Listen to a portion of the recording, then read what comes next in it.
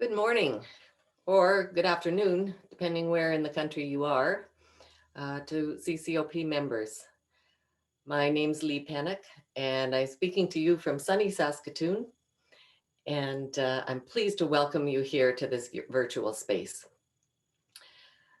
As pilgrims, we know that the path that we walk takes us in the footsteps of the many generations of pilgrims who went before us. And in the same spirit, we acknowledge that wherever we are in this country, we gather in places where generations of Indigenous peoples have sought and continue to seek to walk gently on the land. We aspire to a new relationship with all of our relations in all generations, one that's based in mutual hospitality and respect. And so, welcome to the CCOP Annual General Meeting for the year ending December 31st, 2020. For a long time, we've dreamed of finding a way to make it possible for our members from coast to coast to join us at an AGM. And thanks to the magic of Zoom, and I suppose indirectly, thanks to COVID-19, we have found a way to do that. And we hope that this will turn out to be a good experience for everyone and something that we can repeat in future years. I hope you'll bear with us as we all learn together how to use this platform. To help make the experience as painless as possible, I'm going to start by just walking you through some of the things that you're seeing on your screen. First of all, the only people whose faces you will see are our speakers or panelists. Everyone else's microphones and cameras are off, but you'll be able to ask questions and of course to vote, and more about that in a minute. If you hover your mouse along the bottom of the Zoom window on your screen, you should see some icons. And if you're used to Zoom meetings, you'll see that these are a little bit different from the ones that you're used to seeing. Instead of a chat icon, you'll see something called Q&A. This is the place where you can ask questions or make comments. Just click on the Q&A and a window will pop up where you can type your question right where it says type your question here. And you can also see the other questions that have been answered. Notice that there's a scroll bar on the right-hand side of the Q&A window, so you can scroll down to see further. We've got a small team of dedicated volunteers who are monitoring the Q&A screens.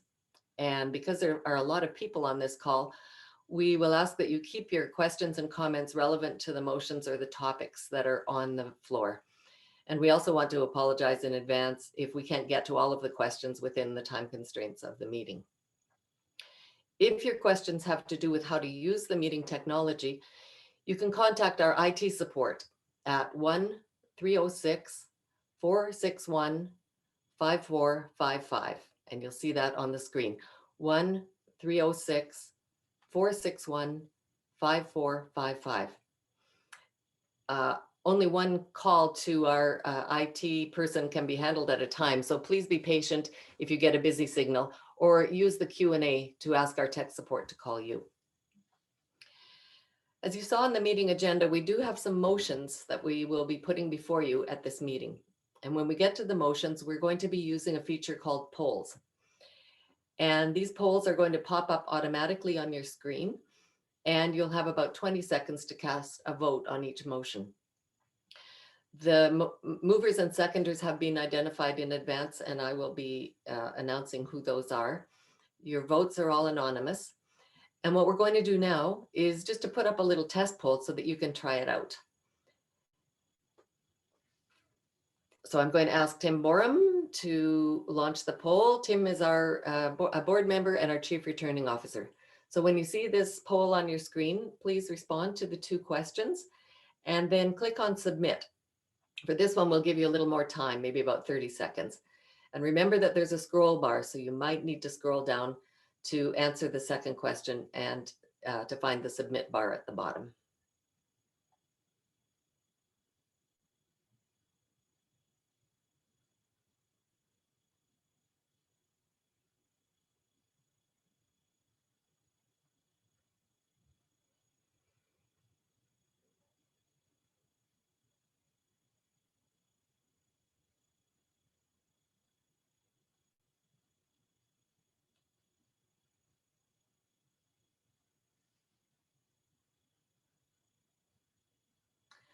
Okay, you'll see that the poll has now closed, and that Tim is displaying the results of the votes, and I'll ask him to report on the results.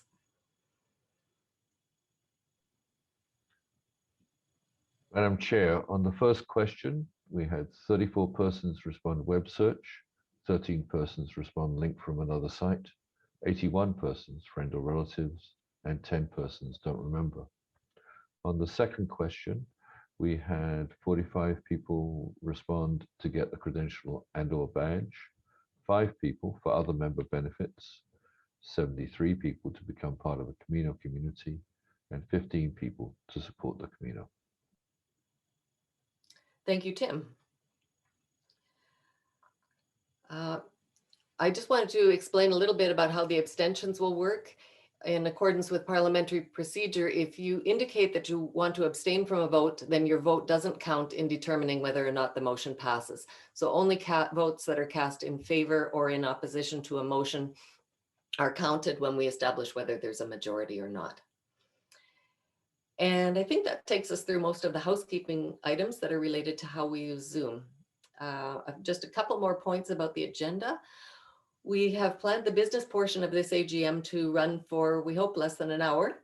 And following that, we're going to have a brief 5-minute bio break. And then we'll be joined by our distinguished panel of pilgrims, who will treat us to an informal discussion for about half an hour on the topic of modern pilgrims, ancient callings. What does it mean to be a pilgrim in 2021? And that will be followed by a chance for you to ask some questions through Q&A of our panelists. I think it's going to be a wonderful discussion, and I really hope that you'll be able to stay for all of it. Please note that we are recording this meeting, and we hope to make the panel discussion available on our YouTube channel after today's events. And so with that, let's get started. So the first order of business is to confirm that we have quorum. And for that, I'm going to be asking Tim to let me know how many participants we have in attendance. Madam Chair, we have 163 participants currently in attendance.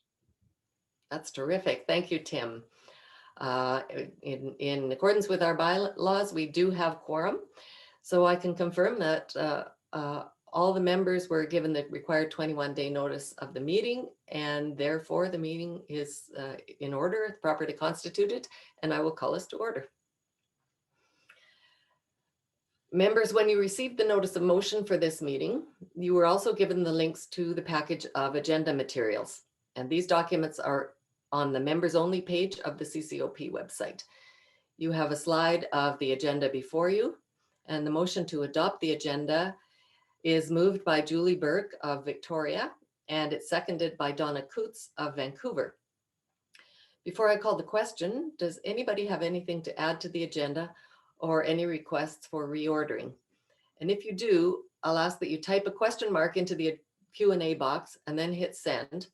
And that will tell us that we need to give you a little bit of time to ask your question. So just hit a question mark, hit send, and then type your actual question into the box and hit send again.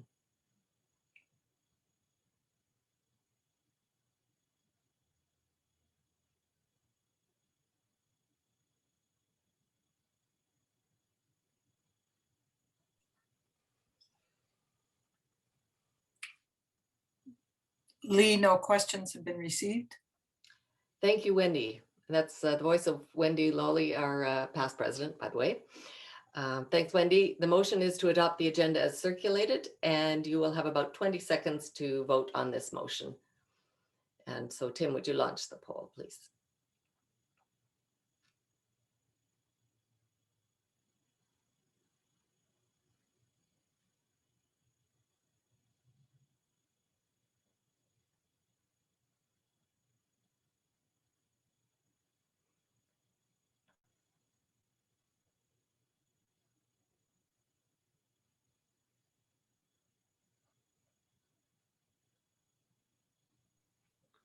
Madam Chair, we have 142 members approving the motion and 1 abstention, no opposed.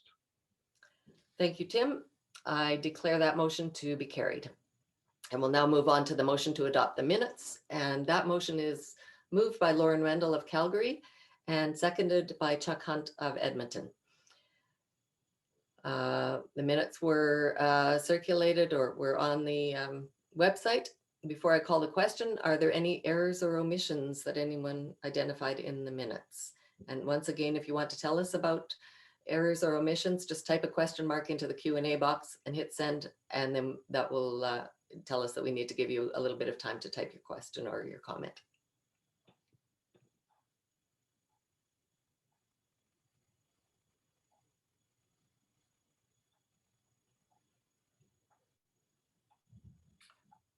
No questions have been received, Lee.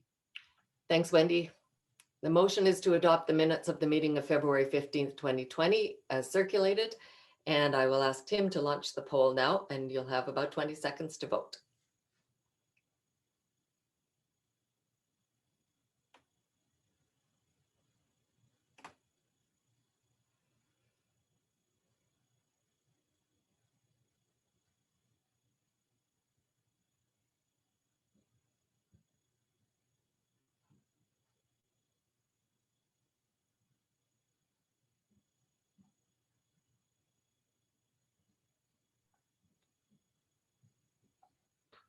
Madam Chair, for the motion before the members, we have 121 votes to approve, 0 opposed, and 23 abstentions. Thank you, Tim. And I declare that motion to be carried. And we now come to the reports of the officers. The written reports were made available on the website, and we're going to assume that you've had a chance to read them, so we're not going to take a lot of time rereading them. But I will try to hit some of the highlights for you from my president's report, and then I'll invite the other officers to speak to their reports as well. So as I indicated in my written report, this is going down as a very strange year in the history of the Canadian Company of Pilgrims for obvious reasons. I've been so impressed with the energy and the dedication that all of our volunteers and chapters have put into doing a quick pivot and finding ways to keep the spirit of the Camino alive in the chapters across the country as well as nationally. The bottom line is that we continue to be a vibrant organization serving Canadians who are interested in the Camino de Santiago, even though we have to advise them right now not to walk the Camino de Santiago. Throughout this pandemic, we've nurtured and strengthened our relationships both within the country and with international pilgrim associations and the authorities in Santiago. And thanks to strong financial stewardship and to the generosity of our members, we continue to be a fiscally solvent organization. On this slide, you can read about some of the things that we'll be working on over the next couple of months. And I particularly want to bring your attention to the second one on this slide, which is that we're about to launch a new national fundraising campaign to support Camino-related services and infrastructure while the Camino is closed and while it's getting back on its feet. The campaign will be a national initiative modeled on the one that the Victoria chapter did in last year. You should be seeing details as early as next week. I think March 1st is our targeted launch date. And today I'd like to share with you a sneak preview of what our special Holy Year badge is going to look like. So this badge recognizes that this is a very special time in the history of the Camino de Santiago. It's one of the first times ever that the Pope has declared 2 holy years in a row, 2021 and 2022. And we thought that was worth creating a special badge for. And this is definitely going to be a collector's item. Everyone who makes a donation of $50 or more to the fundraising campaign will get one of these badges. So we look forward to reporting to you about the outcomes of this and other initiatives at next year's AGM, when I hope also that we'll be able to wish one another a buen camino. And now it's my pleasure to introduce Neville Tenser to say a few words about his Vice President's report. Good morning, everybody, or good day, everybody. I'm going to keep this very brief because we don't have a lot of time. I'm going to go over very quickly some of the Camino statistics from last year. I'll talk a little bit about how our membership has changed over the last year, and also focus a little bit more on the Lifetime Membership Fund, which is something we introduced back in the summer of 2019. And then I'll finish off my report with some personal closing remarks. Obviously, in the past, if you've sat through some of my presentations, I would have provided some colorful slides and fancy charts, so showing the steady growth of the Camino, how people have shifted from the long trails and gone to shorter trails, how we've seen more women and more non-Spaniards walk the Camino. But obviously last year, 2020, was quite an unusual year, and hopefully it's never going to be repeated again. The impact on the Camino was the impact of COVID-19. Obviously, we saw that the Camino was pretty much closed for most of the year. It was open briefly during the summer months, and it obviously makes a lot of relevant statistics kind of useless. That said, about 53,905 people actually walked the Camino in 2020. That's a dramatic decline of about 85% as compared to 2019.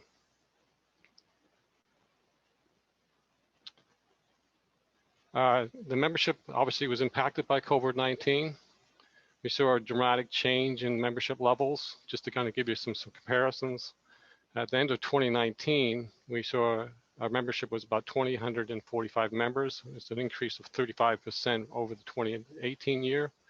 But as of March 2020, our membership numbers started to decline as members either postponed their plans to go to Spain or chose not to renew their membership. And our numbers obviously dropped from about 2,800 down to 2,300, a decline of about 19% at the end of this past year. The good news is lifetime memberships, something that we introduced back in 2019, have continued to increase, and our membership has increased to about a 50% increase as compared to last year. So we've now our membership at the end of 2020 of lifetime members stands at 787 lifetime members, which now represents about a third of our total membership. I'm also pleased to report that our lifetime membership fund, which is basically our investments and savings generated from lifetime membership sales, stands at about $67,000 at the end of 2020. I want to spend a little bit more time talking about the lifetime membership fund because I know a lot of people are interested about how do we manage this fund. Basically, the money is designed to be filtered back into the organization over a period of 25 years. Basically, about 4% of the opening balance of each year is transferred back into operations. Any income that's generated on the fund is also transferred back into operations. So the idea of the fund is to continue to exist over a period of 25 years or actually longer. There's two committees that kind of oversee the fund. The membership fund, which is really myself and Jim Rondo, we're responsible for the actual investments of the fund.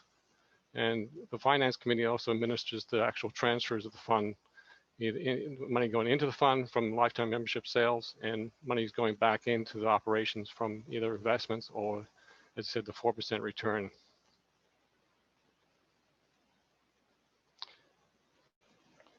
This concludes my final, formal presentation. I just want to kind of highlight some of the things I've done over the last few years.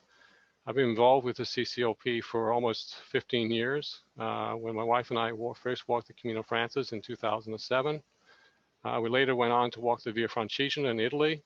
And some may know that we wrote a book, which we called The Italian Odyssey, which was our personal memoirs of the walk in 2008. I later went on to walk the Jakobsweg in Austria. My wife and I have done the Chemin in France, and we also done the Via de Plata. I last walked the Via Francigena back in the Camino Frances back in 2011. So it's been a long time since I've been back. I also was involved with the local Victoria chapter, doing a number of different presentations. And some people may know that I served actually as a moderator on the Camino Forum, which is based in Santiago, Spain. In 2017, in February, I assumed the role of vice president for the national office. And when I came on board, I introduced a group liability life insurance policy. I was also part of the team that was involved with the database committee, which we introduced Membership Works, which you're probably familiar with now. And as I said, Jim and myself became the membership committee, which we introduced the successful lifetime membership program. I also worked with the previous treasurer, introducing basically a 3-year rolling fiscal roadmap, which I call the roadmap, and which we update periodically to kind of give us some guidance about how we're doing. It's been obviously a very long and exciting period for me for the Camino and dealing with the CCoP. Much has changed, obviously, over the last 15, 20 years. And for that reason, and due to health reasons, I'm actually stepping down as vice president as of March 1st of this year. I will continue to remain on the board for the rest of my duration of my term, and I'll still continue to serve on the various finance committee, the membership committee, and the recently introduced strategic planning committee. Thank you. Thank you, Neville, both for your report and for your incredible record of service to our organization. I'd now like to introduce Lauren Rendell, who's the woman that keeps us organized and makes sure there's a faithful record of our discussions and our decisions. Lauren is both our national secretary and a coordinator of the Calgary chapter. Lauren. There. Hello. The challenges and opportunities of 2020 saw the board and the officers meeting more often. We had our first joint chapter coordinator board meeting on Zoom this past year, and our new Zoom Pro account has been well used by the officers, the board, chapters, and for training. It has been a busy and productive year for us all, so thank you. Thanks, Lauren.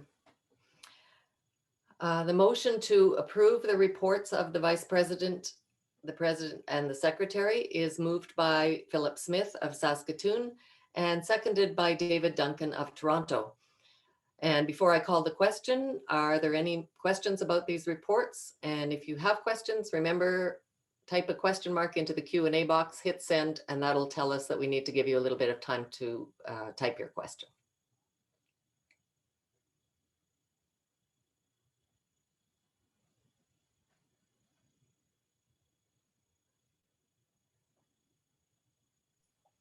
No questions have been received, Lee.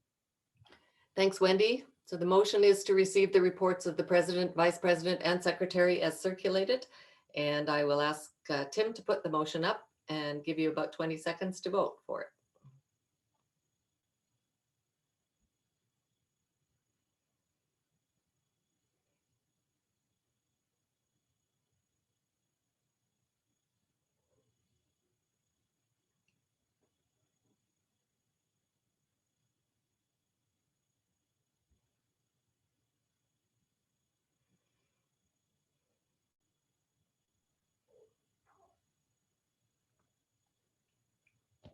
Madam Chair, we have, for the motion before the members, we have 142 votes to approve, 0 votes to oppose, and 8 abstentions. Thank you, Tim. I declare that motion to be carried. And I will now ask Barbara Smith, our treasurer, to present the financial reports and the budget. Barb. Okay, today we'll review the financial statements for the Canadian Company of Pilgrims for the year ending December 31st, 2020. As a responsibility under our bylaws, these financial reports are available for your review on our website. Throughout the year, the officers and the board of directors meet and the financial reports are reviewed. The year-end financial statements for 2020 have been reviewed by the board of directors and were approved on January 14th, 2021. For the upcoming year, the budget for 2021 was presented and approved at the board meeting on November 26, 2020. This slide is a quick snapshot of what makes up the overall revenue for 2020. The majority of the revenue last year was from the sale of memberships, shown in the blue and the red colors, with 52% from the sale of lifetime memberships and 35% from annual memberships. During the past year, we did see a trend of annual membership holders upgrading to lifetime memberships. Our revenue budget for 2020 was $54,500. Our actual revenue was $45,097, down from budget by $9,402. Most of the variance from the budget is due to lower annual membership credential and badge sales, where we see negative variances. However, we did have great success during our promotion 20 days in 2020 in July and August, where we sold 100 lifetime memberships. These sales exceeded our budget by $8,500. Revenue is down significantly from 2019, which had very high lifetime membership sales of $41,550. The investment income shown in the amount of $1,774 applies to the earnings on our lifetime membership fund. This relates to the BMO investment fund that has yielded over 7% in 2020. Expenses for 2020 totaled $23,440 compared to $33,608 in 2019. Overall, we were down $18,390 from our budget expenses of $41,831. During the year, we scaled back many of our expenses knowing that there was going to be a big impact from COVID. Product-related expenses, which are the cost of badges, credentials, and postage, were budgeted at $5,900. However, we only used $1,183 as the demand for these products was very low during the year. General administrative expenses include payment processing fees, banking, insurance, travel, and marketing. These were reduced by 50%. We put a halt on all our marketing and travel expenses, and it had a $1,000 reduction in our director's insurance premium due to the decrease in revenue. The national database costs were very close to budget and last year. These are our ongoing costs that we incur monthly and refer to the tools used to maintain our membership database and for the national organization and our chapters to communicate with members through email and newsletters. Chapter support costs were budgeted at $10,000, but our spending was only $1,906. This was impacted by the reduced number of face-to-face chapter events during the year.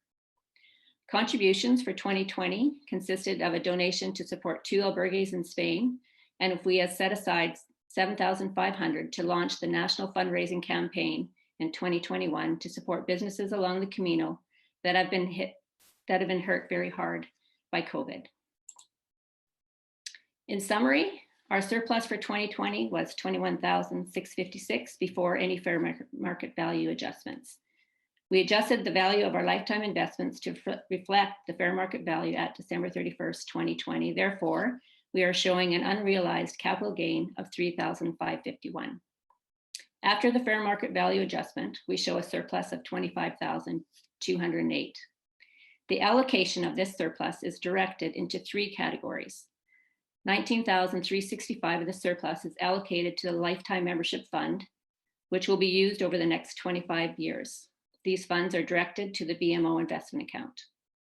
$2,291 of the surplus will flow back into operations, and the $3,551 is the gain that we have not yet realized on our investments.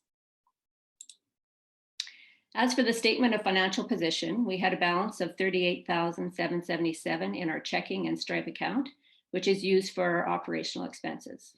Our savings account had a balance of $21,562.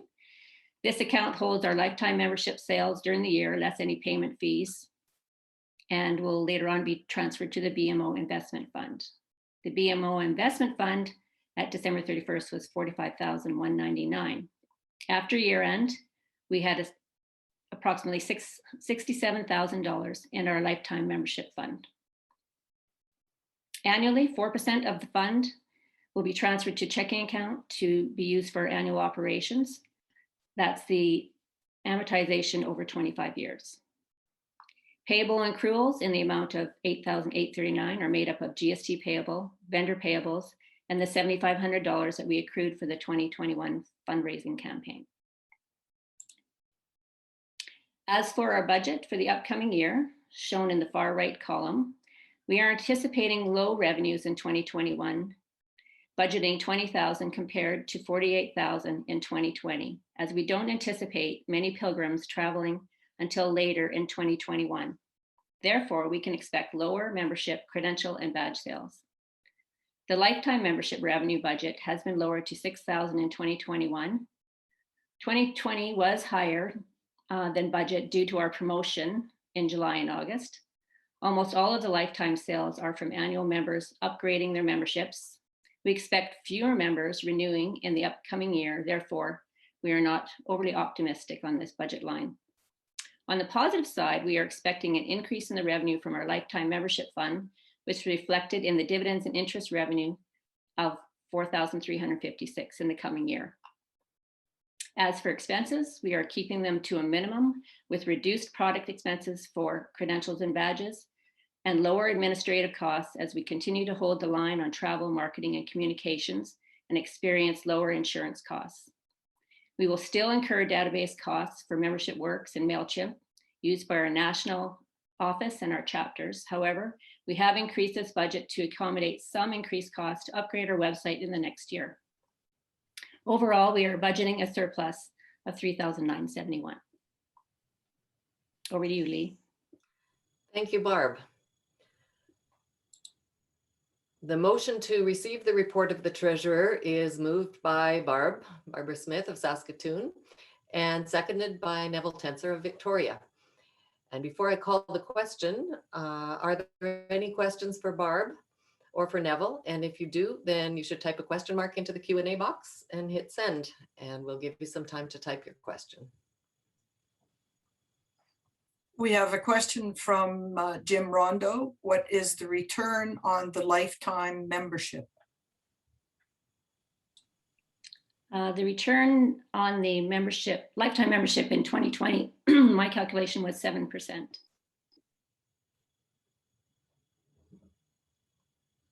Great. Other questions?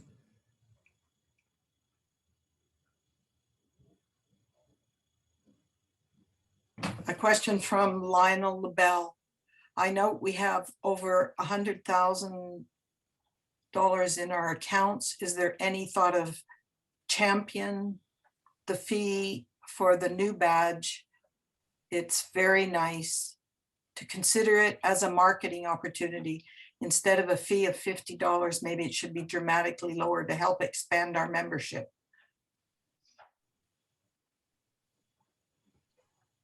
I think it says, is there any thought of changing the fee for the new badge to make it a marketing opportunity? Instead of a fee of $50, maybe it should be dramatically lower to help expand our membership. Right. Okay, and that, thank you for that question. I'll answer it, and then if any others of the board want to jump in, please feel free. I should clarify that our CCoP badge, the $5 one, is still for sale and will remain a badge that we sell to our members. The new badge, the Holy Year badge, is not for sale. It's a gift that, or I guess a token or acknowledgement that we will give to people who contribute to the fundraising campaign. So in fact, one of the one of the things about this badge is that you can't buy it, but you can get it as a gift from us to thank you for your gift to the fundraising campaign. Anybody else want to add anything to that?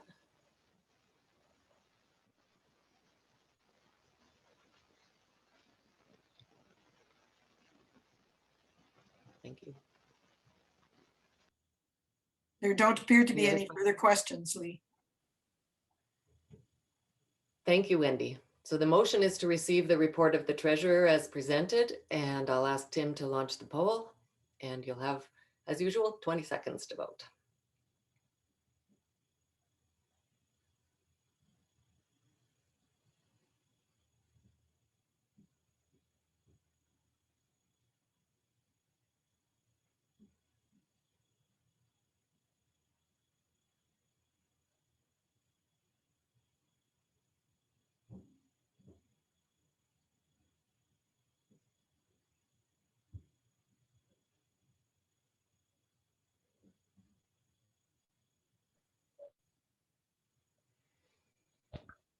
Madam Chair, for the motion before the members, we have 137 votes to approve, 0 votes to oppose, and 3 abstentions.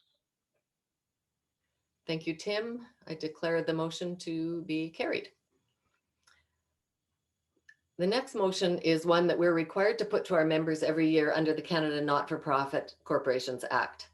We are a registered not-for-profit and non-soliciting corporation under the Act. And the Act acknowledges that as long as the members are confident of the integrity of the financial statements, they may waive the requirement to appoint a public accountant. This waiver has to be approved unanimously by those who choose to vote, which means that there cannot be any votes against the motion or it fails.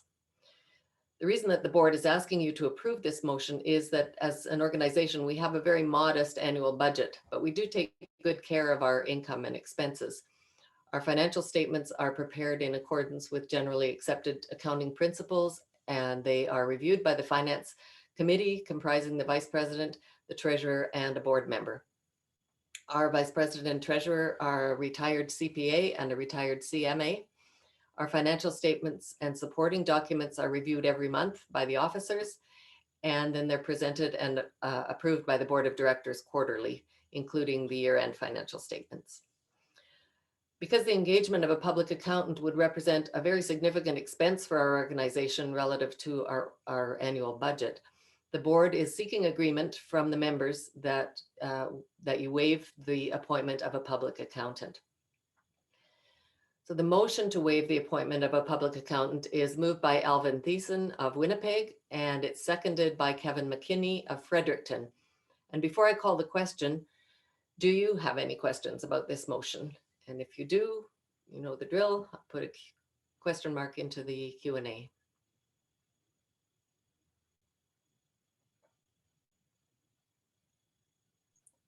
The question that's come forward, Lee, is about charitable status. Do you want to entertain that now? Yes, we do not have charitable status as an organization. The question is, have we ever considered doing that? I wonder if Neville wants to respond to that. Neville, we have considered it, and in fact, Neville has done some investigation. Yeah, we've considered it and looked at it. It's a relatively expensive process. The legal costs could be as much as $50,000. So something we will keep in mind, but at this point in stage, given the size of organizations, probably something that doesn't make a lot of sense. Thank you, Neville. Other questions?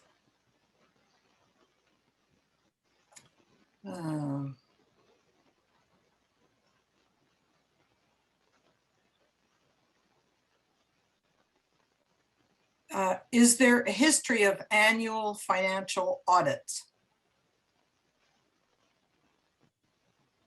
Again, Neville, do you want to respond to that? We've never actually had a financial audit done with our organization. We're not obliged to have one done unless we change our thresholds or the membership requests an audit.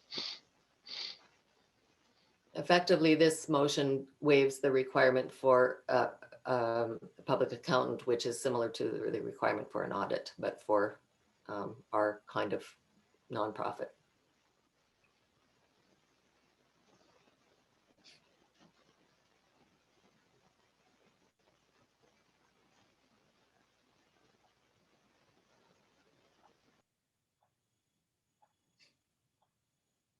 No further questions have come in, Lee. Thank you, Wendy. So the motion is to waive the appointment of a public accountant, and I will now ask Tim to launch the poll.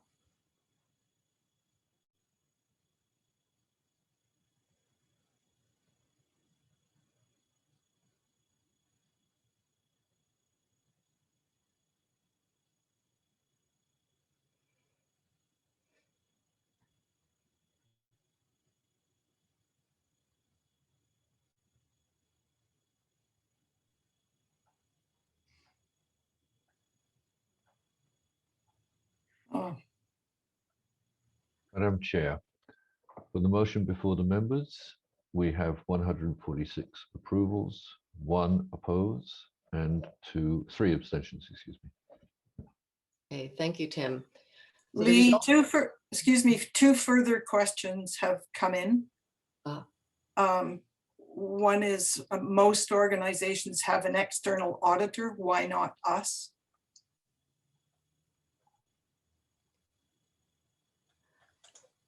Okay, just thinking about the sequencing here because we Yeah, have a I know, following but the vote. I thought we should do it Yes. this way. Yes, okay. Organizations that don't waive the requirement for an auditor then do have an audit performed under the Canada Not-for-Profits Corporations Act. And why do we not have it done by an external auditor?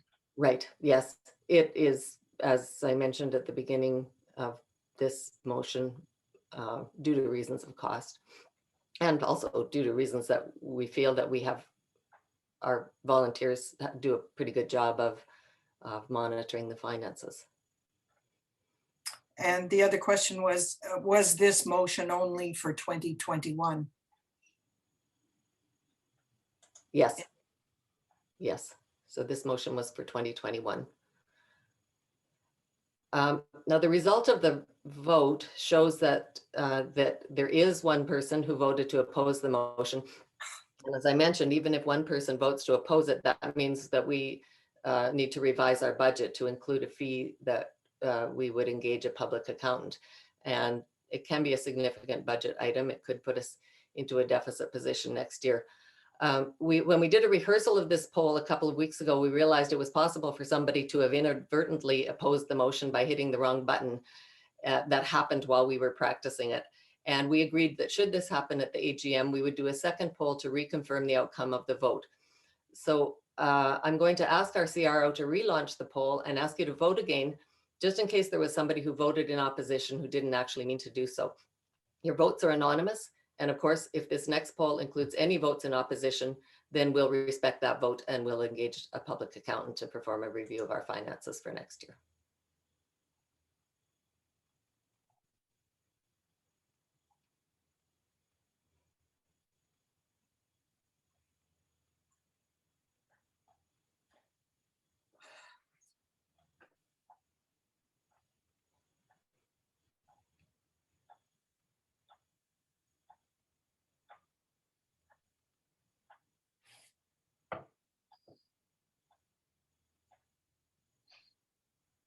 Madam Chair, for the motion before the members, we have 145 votes to approve, 0 votes to oppose, and 6 votes to abstain.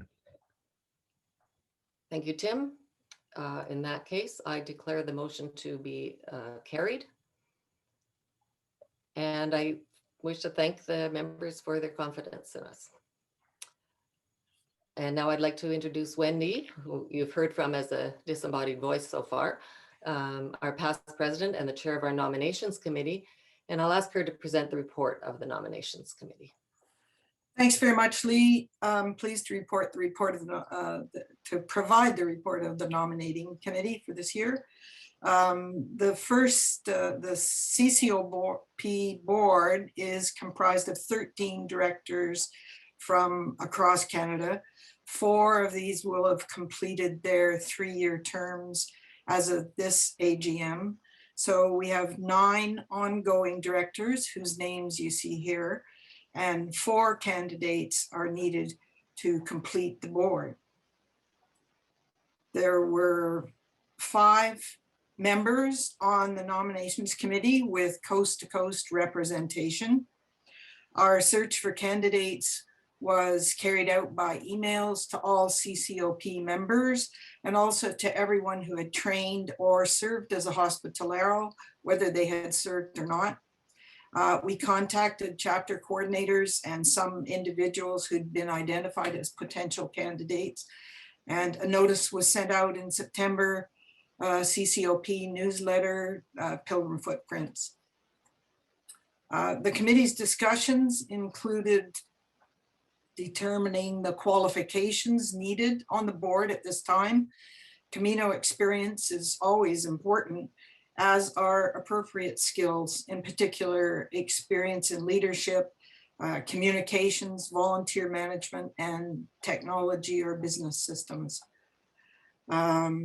Geographic diversity for our board is important, and it was a very strong focus this year as we were losing 3 people from the Maritimes. All board terms of office are for 3 years.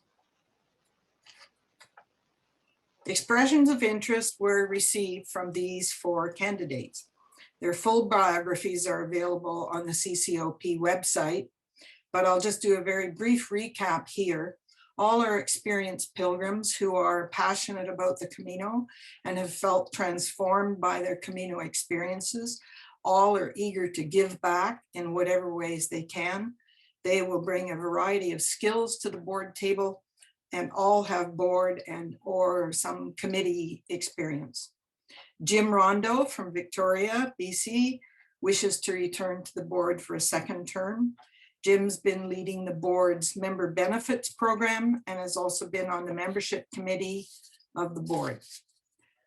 Dory Antolin from Toronto is the vice principal of a French immersion school. She's fluent in French, Castilian Spanish, and Catalan, and is extremely familiar with many parts of Spain, its culture, languages, and customs.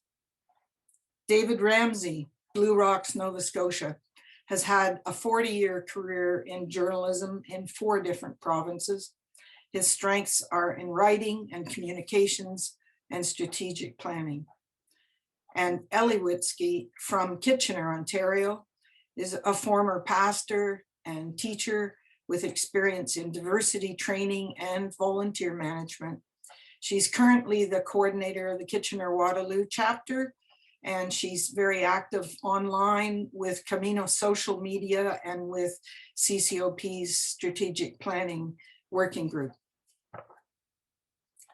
The nominations committee interviewed the applicants to ensure that they were bringing appropriate skills and geographic diversity to fill the board vacancies. And after assessing their qualifications, the nominations committee unanimously recommended that the names of all 4 nominees be forwarded as candidates for the CCoP Board of Directors for 3-year terms as of this AGM. And the board has approved this recommendation of the nominations committee. I need to thank the volunteers of the nomination committee for their excellent advice, their willingness, diligence, easy availability, and good humor. We had a great time working together. Respectfully submitted, Wendy.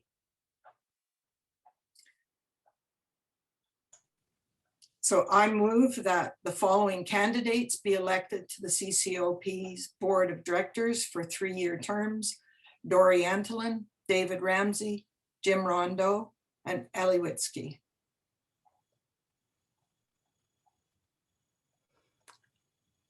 Thank you. Lee. Over to Lee. Okay, thanks, Wendy. So the motion is, as you heard, moved by Wendy Lawley of Victoria, seconded by Pat Clahane of Halifax. And before I call the question, are there any questions for Wendy? And if you do, type your question mark into the Q&A box and hit send.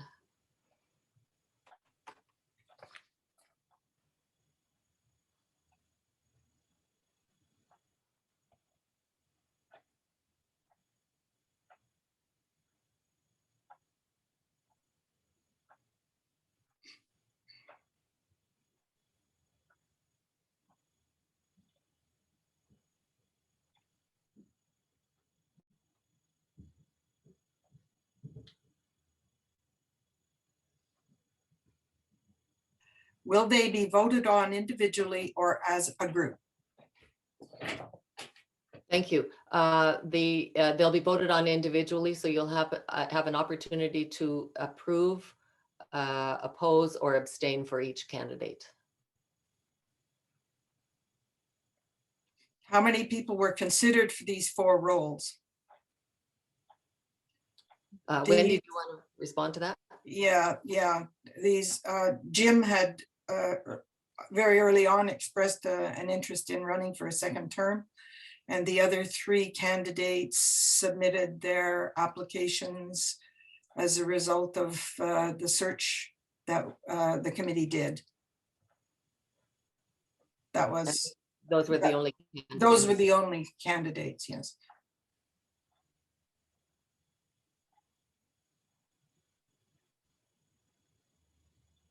Question, do we need all 4 candidates? The board is set at 13. The board number is currently set at 13. In order to have the full board, we do need all 4 candidates. And the bylaws provide a range, a possible range of board members, and then the number is fixed by the board within that range.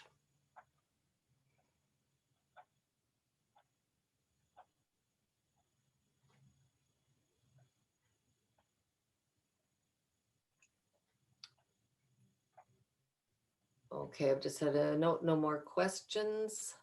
So I will ask Tim to launch the poll. And as I mentioned, there are 4 names on the ballot, and it's possible to elect each one individually to the board of directors. And notice that there's a little scroll bar on the side of the poll, so you can scroll down to see the rest of the candidates. So you vote for each one.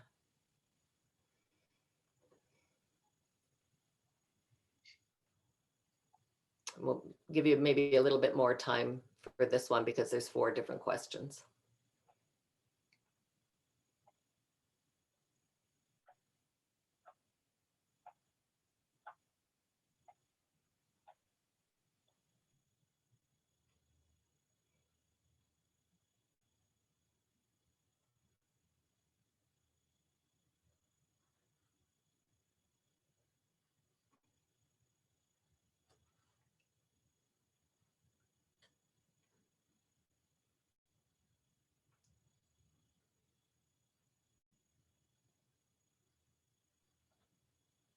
Madam Chair, for the vote to elect Dore Antolin to the Board of Directors, we have 153 approve, 0 oppose, and 3 abstentions.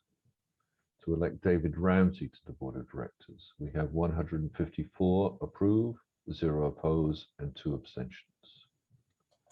To elect Jim Rondeau to the Board of Directors, we have 151 approve, 1 opposition, and 4 abstentions. To elect Ellie Witzke to the Board of Directors, we have 151 votes to approve, 1 to oppose, and 4 abstentions.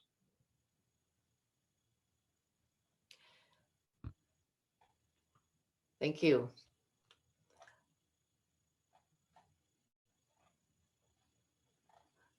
So I declare those 4 members elected. And with thanks. Dore Antolin, David Ramsey, Jim Rondeau, and Ellie Witzke are now members of the Board of Directors. Before we move on to the next item, I just want to give a shout out to our 3 departing board members, Kevin McKinney of Fredericton, and Kathy Kepke and Kathy Kavanaugh of Halifax.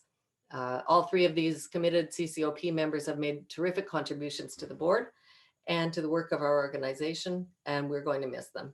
So if you're listening, a huge thank you to Kathy, and Kevin. And I would now like to invite board member Len Polsky of Calgary, who chaired our ad hoc governance review committee over the past year, to present the next item concerning bylaws amendments. Thanks. Hello, everyone, and depending on where you are, good morning or good afternoon. So to jump right into this, the current CCoP bylaws have been in place for about 3 years now. In that time, a number of very practical questions and suggestions arose about the way the CCoP is organized. And about a year ago, the board created an ad hoc governance review committee to look into these questions. I was asked to chair the group and was fortunate to have the very able assistance of 2 others, Kevin McKinney, a board member and chapter coordinator from Fredericton, and Pat Clahane, a member of the nominating committee from Halifax. And for myself, in addition to being a member of the board, I'm located in Calgary. So the committee was asked to review the bylaws generally, as well as some specific things like whether there should be term limits for board members, qualifications for serving on the board, terms of reference and the role of the nominating committee, and election and voting procedures. Our major recommendations are laid out in the summary that was circulated in advance of today's meeting, along with an annotated copy of the bylaws themselves, comparing the current bylaws, the proposals, and some explanatory notes. We're also recommending moving the CCoP's registered office from Ontario to BC. Now, this may seem like a strange administrative detail to put before the entire AGM today, but stay with me on this for just a moment, if you would. Under the Canada Not-for-Profit Corporations Act, the legislation that governs the CCoP, the province where the registered office is located has to be laid out in our articles of incorporation. And when the CCOP was incorporated, that was done. And the address chosen was the home of Austin Cook, who was the then president living in Ottawa. That surprisingly is still our registered office today, even though Austin hasn't been president for quite some time. So with that, we're recommending moving the office to BC and in particular to Victoria, so that the official administrative center of the organization really aligns better with the current leadership. On that count, there are several members of the current board and executive located there. Plus, we already use the Victoria address for orders. Any move in a registered office between provinces has to be approved by a special resolution of the membership, yourselves. And that is why the motion before you talks about changing the bylaws generally, along with changing the articles in particular to deal with the registered office. The review committee spent a lot of time working through the impact of each of the changes we've proposed. What we've come up with fill a number of gaps without making things overly complicated or cumbersome. The changes we feel will well serve the CCOP and its members. And for this reason, I put them to you and the committee recommends their adoption to you. So those are my comments to you. Lee, back to you. Thank you. Thank you, Len. The motions to amend the Articles of Incorporation and to amend our bylaws are both moved by Len Polsky of Calgary and seconded by Cindy Tutt of Ottawa. And before I call the question, I wonder if there are any questions for Len. And you know the drill by now, just type your question mark into the Q&A box if you have one.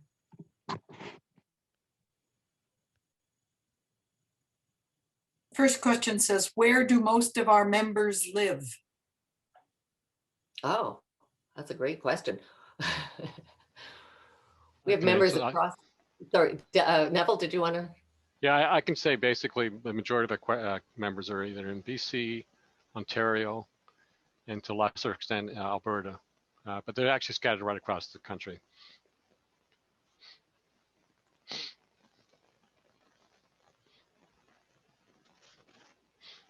Is there a cost?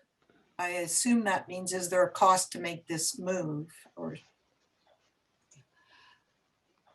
My understanding that essentially this is a pro forma move because that address, even though that address is the formal address on our papers and any official correspondence from the Corporations Canada comes to that address, for all intents and purposes, we have used the Victoria address for our mailing address for filling orders and so forth.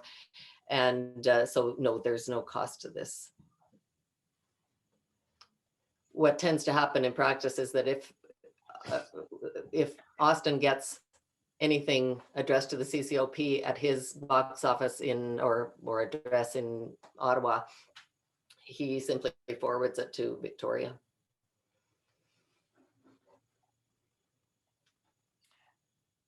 the question is, are there any legal fees to do this? No.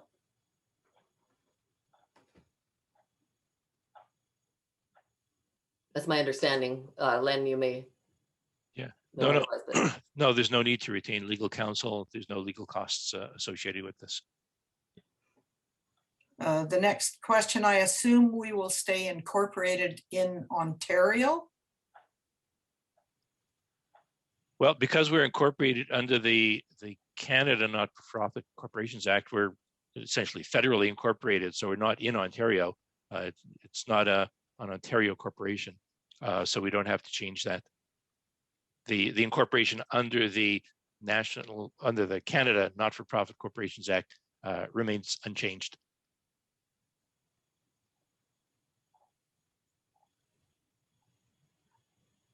So simply a head office address change. Yeah. Yes.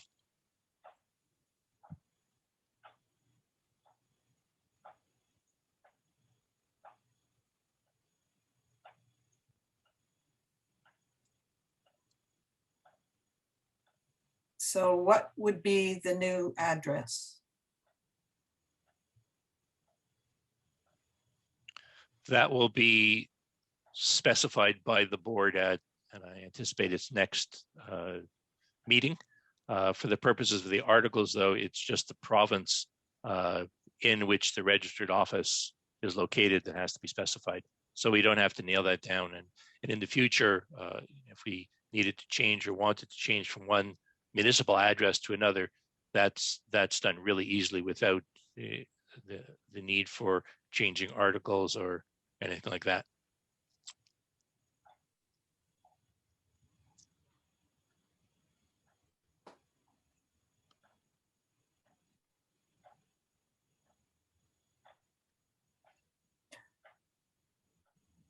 There is another question coming. Yes, Grace Cameron, our former secretary, has noted that there will be a charge when we register with the government, around $200 to change location. But the board can work that out. Ah, okay, thank you. That's helpful, Grace. Another question is there a physical address? We have a post box in Victoria. That's box 36025 in Victoria, and we get our mail there for CCoP.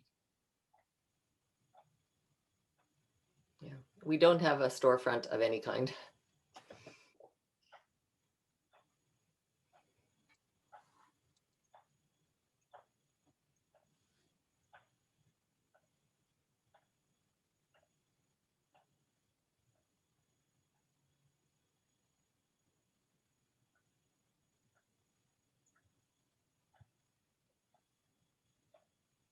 It looks like we may have answered all the questions. Hey, thank you, Wendy. Great questions. And I'll ask Tim to launch the poll. And notice again, there are two different motions here. You can vote on them separately. First one, that the CCoP Articles of Incorporation be amended to change the registered office from Ontario to British Columbia. And the second one, that the CCoP bylaws be amended as indicated in the attachments that were on the website. And I should say that because these motions affect our bylaws and constitution, they do require a 2/3 majority of those voting for or against in order to pass.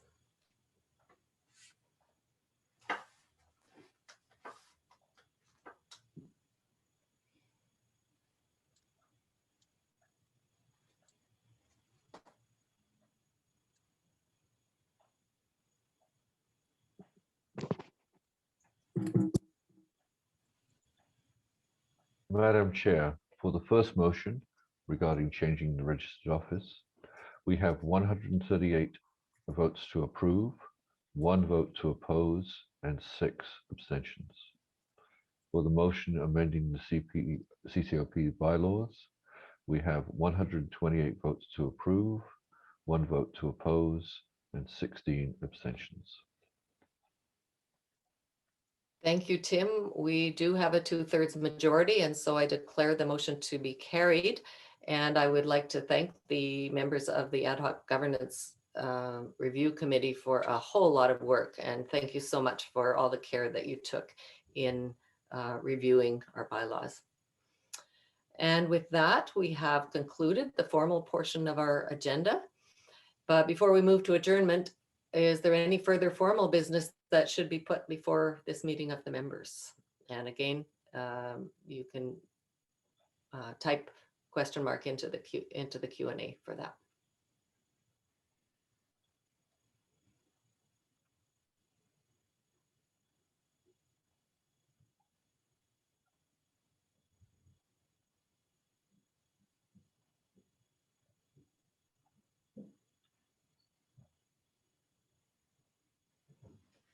I don't see any questions coming. We have a few, a vote of appreciation to the executive for a job well done, and a number of other folks saying how that it was a good meeting. Terrific, thank you. Well, the agenda having been Oh, one question here coming. okay. Perhaps. Hang on.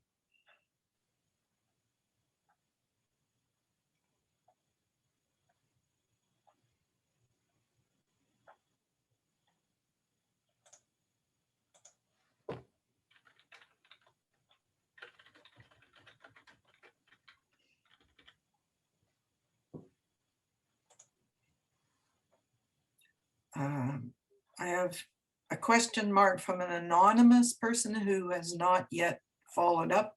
Okay. Another question that came in was who designed the special Holy Year badge? Oh, yes. Well, I'm glad you asked, and I'm sorry if I neglected to mention that at when I showed the slide.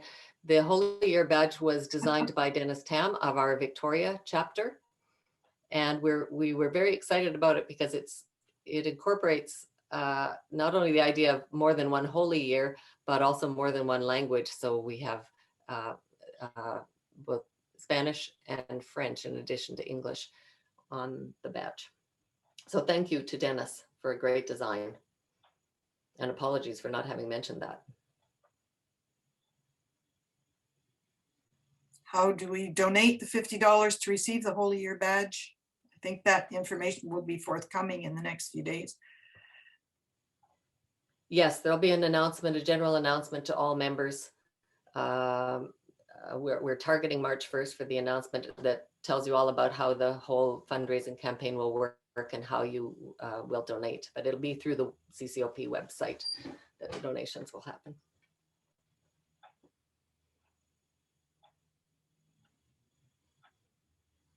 So there are a few people typing question marks, but they're not, I haven't seen the follow-up with the questions yet.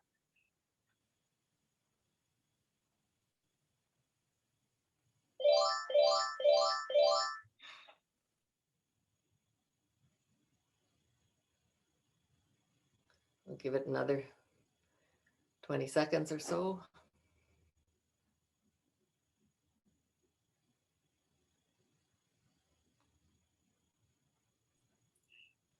I would, Mary Louise Mitchell asks, I would appreciate it if the purpose for which money is being collected with the Holy Year badge be repeated so we are all sure where this money goes.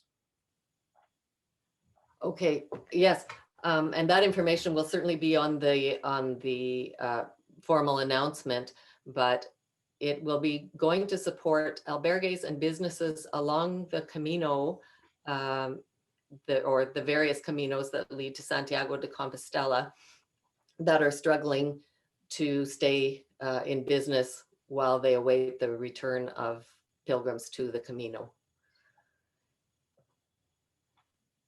And we have a committee that will be identifying, charged with identifying those businesses. It's very much the model that was used with the Victoria chapter's fundraising campaign in 2020, where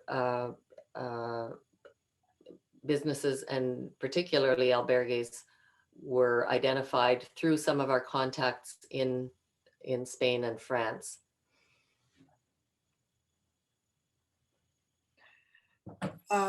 Can the reduced lifetime membership be instituted once more? I think that refers to the discounted membership that we offered. That would be something that the board could consider. So we will take that to the board, and we've done it, I think, the last 2 years. In the summertime, in July, we've had a membership sale. So it'd be something for the board to decide. Might be a good idea. Question of, I would like to donate to an albergue, assuming meaning a specific albergue.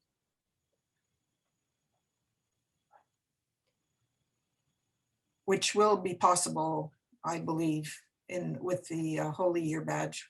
Yes, Mary, do you want to say anything about that? Mary's muted and Mary can't unmute. Or Len. Can you hear me now? Oh, yep, there you are. Thanks, Okay. Mary.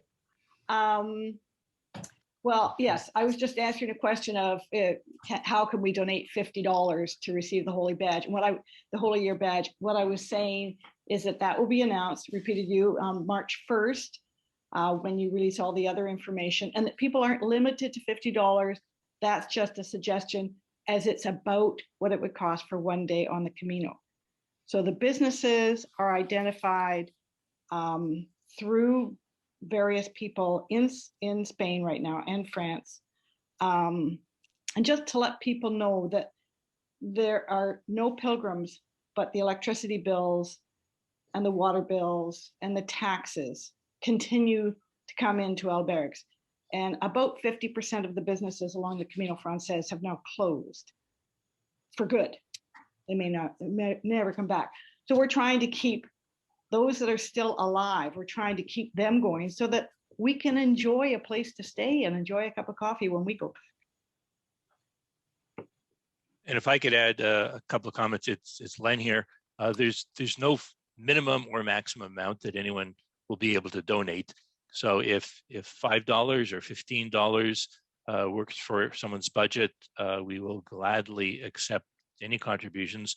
The $50 threshold is if you want to receive the Holy Year's badge. And then certainly if anyone can or wants to donate more than that, again, we'll happily accept the donation in whatever amount works. So the amount is entirely up to you to donate.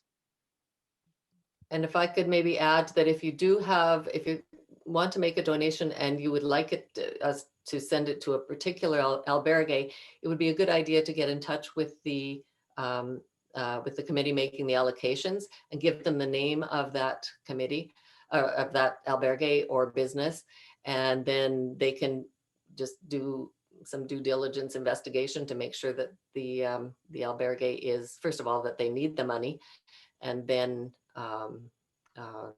what they might need it for, and then they can send the money there. There's a couple of questions here that I could answer. The decisions regarding which businesses are supported, I, Mary Virtue, do the research in Spain, then talk it over with Len and with Lee concerning the amount of money that will be sent over. We're sending over, for those of interest, sending over batches of about €300 each time, because less than that doesn't really help too much. This gives people a boost. The albergues and businesses who are receiving that donation, we also send them a badge to explain what we've done. And someone else wants to know if the donations have to come just from members. Yes, your friends can donate too. Of course they can. They can, and they will receive a patch as a thank you. So they can donate directly, and that information will be on all the information you receive on March 1st. There's one question left, Mary. Yeah. Yes, and what we did in Victoria, because I did the work in Victoria for our fundraising of $20,000. With each newsletter, I would send out the thank yous and from the albergues who would receive the money, and perhaps comments on what they had bought. For instance, one woman didn't know how she was going to pay the electricity bill. She was all worried. She went back to her albergue just to sit down and have a little bit of a cry about it. And there was €200 in her account to help her pay the electricity bill. So that's how things are going. And I reported that. So you'll get a sort of continual response from Spain. And are we considering businesses in Portugal, France, etc., not just in Spain? Yes, we are. We've already sent €1,600 to France last year from Victoria, and we will continue to send money to France. They have an umbrella organization that identify the gîtes and albergues in need. So I use their advice.